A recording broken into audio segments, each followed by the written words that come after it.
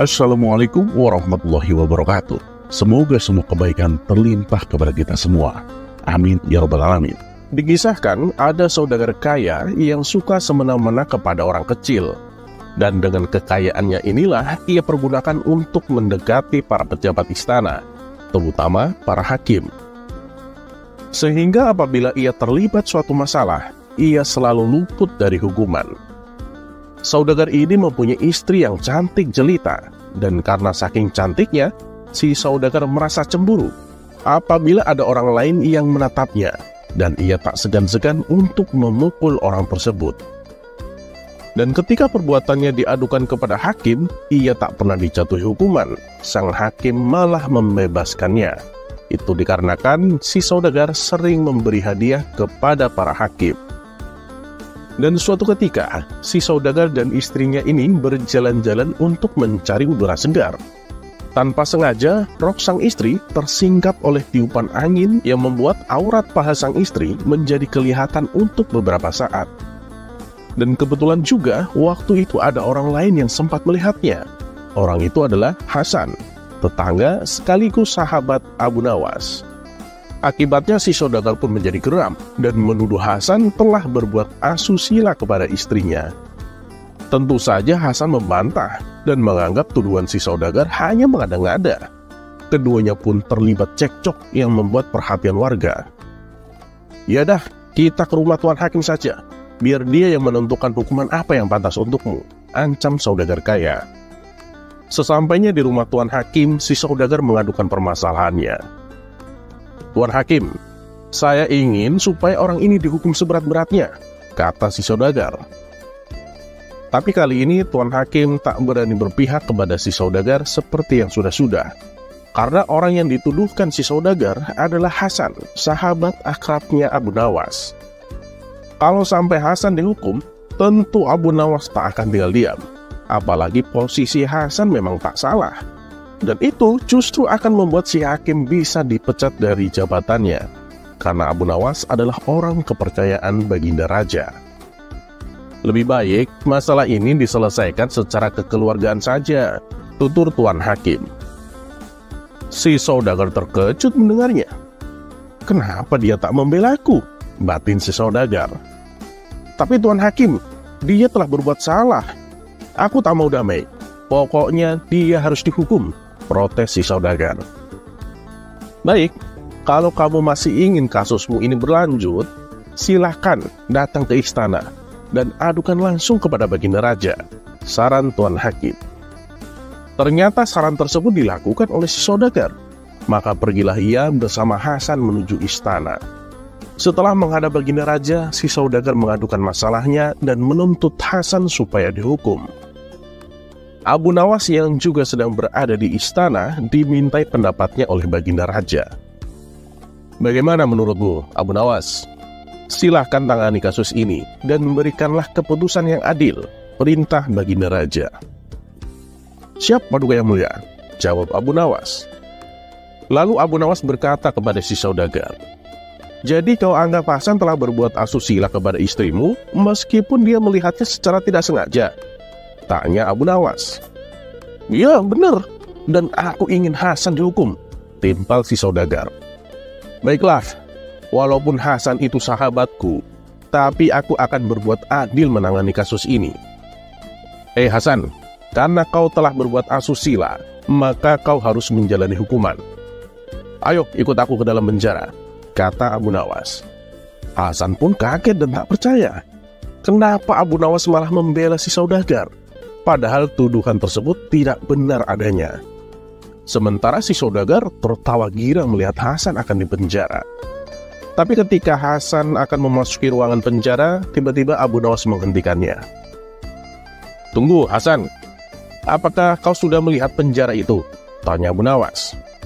"Sudah, aku sudah melihat," jawab Hasan. "Nah, berarti kau sudah menjalani hukumanmu. Sekarang silahkan pulang ke rumah," balas Abu Nawas. Mendengar keputusan tersebut, si saudagar tak terima. "Hukuman apa-apaan ini? Masa cuma melihat ruangan penjara dianggap sudah menjalani hukuman?" protes saudagar kaya. Abu Nawas lalu menjelaskan kepada si saudagar, "Ya, karena tuduhan yang kau ajukan juga seperti itu. Kamu anggap Hasan telah berbuat asusila hanya karena melihat aurat paha istrimu, kan? Kalau begitu, dia juga sudah dianggap menjalani hukuman cukup dengan melihat ruangan penjara saja," jelas Abu Nawas. Melihat hal itu, Baginda Raja pun memuji akan kecerdikan Abu Nawas. Sementara si saudagar kaya harus menelan kekecewaan. Ia pun pergi meninggalkan istana dengan perasaan dongkol. Kisah selanjutnya.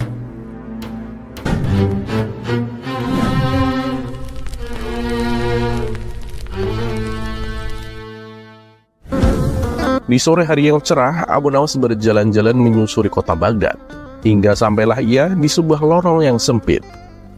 Disitulah Abu Nawas melihat ada seorang pengemis yang sedang duduk sendirian meratapi nasibnya. Abu Nawas lalu menghampiri pengemis tersebut. "Kamu kenapa terlihat murung?" tanya Abu Nawas. "Saya dari pagi belum makan, Tuan. Saya sudah mengemis ke sana kemari, tapi tidak ada yang mau memberiku uang," jawab si pengemis sambil menangis terisak. Abu Nawas menjadi merasa iba. Ia lalu merogoh kantong bajunya dan memberikan uang 10 dinar. "Nih, ada 10 dinar untukmu, supaya kamu bisa beli makan." Si pengemis yang tadinya murung seketika berubah ceria. "Terima kasih, Tuan. Semoga amal baik Tuan dibalas Allah 10 kali lipat," kata si pengemis tak henti-hentinya mengucapkan terima kasih. Abu Nawas kemudian meninggalkan si pengemis dan kembali pulang ke rumahnya. Saat menjelang malam tiba, Abu Nawas melepaskan lelahnya dengan beristirahat tidur di ranjang. Di dalam tidurnya, Abu Nawas bermimpi bertemu dengan malaikat yang menyamar sebagai saudagar tampan yang kaya raya. Saudagar itu sangat baik hati dan dermawan. Ia mendekati Abu Nawas yang sedang duduk sendirian. Kemudian saudagar tampan itu meletakkan kepingan uang 10 dinar di tangan Abu Nawas. Lalu meletakkan lagi kepingan 10 dinar dan sekeping lagi. Terus demikian sampai ada 9 keping uang di telapak tangan Abu Nawas. Kemudian saudagar tampan itu berhenti.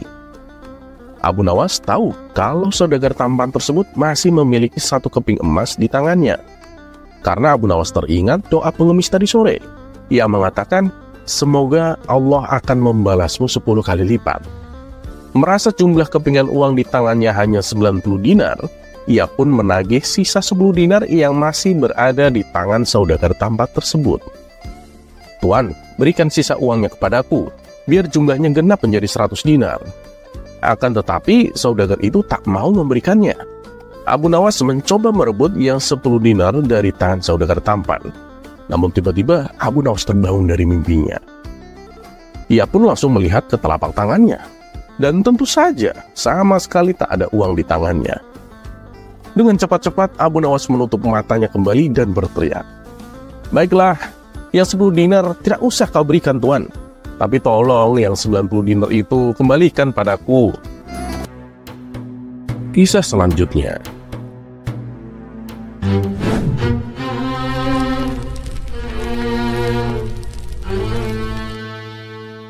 Kumandang azan Isya terdengar nyaring dari masjid, sebuah seruan kepada umat Islam untuk segera kembali bersujud kepada Allah.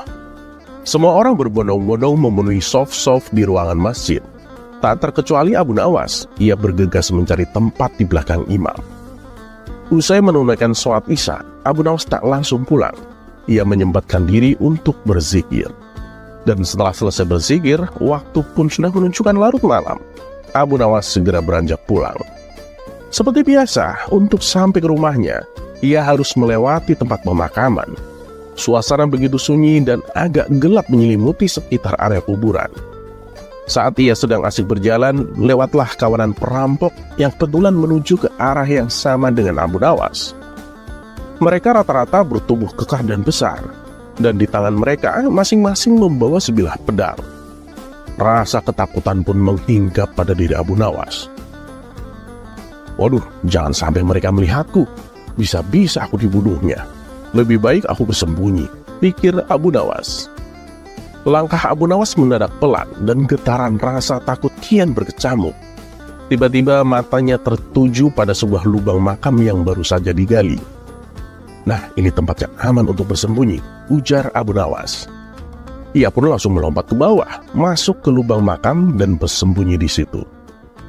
Namun apa yang diharapkan tak sesuai dengan kenyataan. Salah satu perampok melihat aksi Abu Nawas ini. "Hei kawan-kawan, sepertinya aku melihat orang loncat ke dalam galian tanah itu," kata si perampok kepada teman-temannya. Mereka pun penasaran dan timbul keinginan untuk menghampiri lubang tanah tersebut. Setelah mendekat, mereka melongok ke dalam galian tanah tempat Abu Nawas bersembunyi. Tampaklah kepala Abu Nawas menyembul dari liang kuburan. Hal itu membuat kawanan perampok kaget dan heran. "Wih, siapa kamu?" tanya salah satu dari mereka. Abu Nawas terlihat gugup. Sambil menelan ludah, perlahan kepalanya mendongak menatap para perampok tersebut. "Aku adalah mayat yang baru dikuburkan di sini," jawab Abu Nawas gemetaran. "Apakah kalian malaikat penanya kuburan? Kok kalian banyak sekali?" tanya Abu Nawas.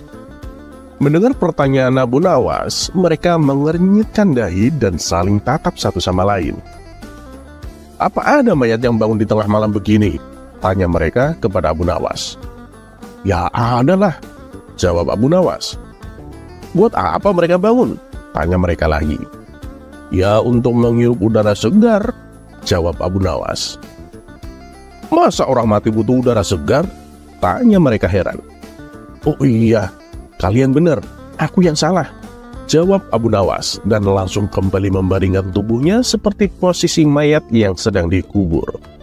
Sontak tingkah Abu Nawas ini membuat kawanan perampok tertawa dan berlalu meninggalkan Abu Nawas.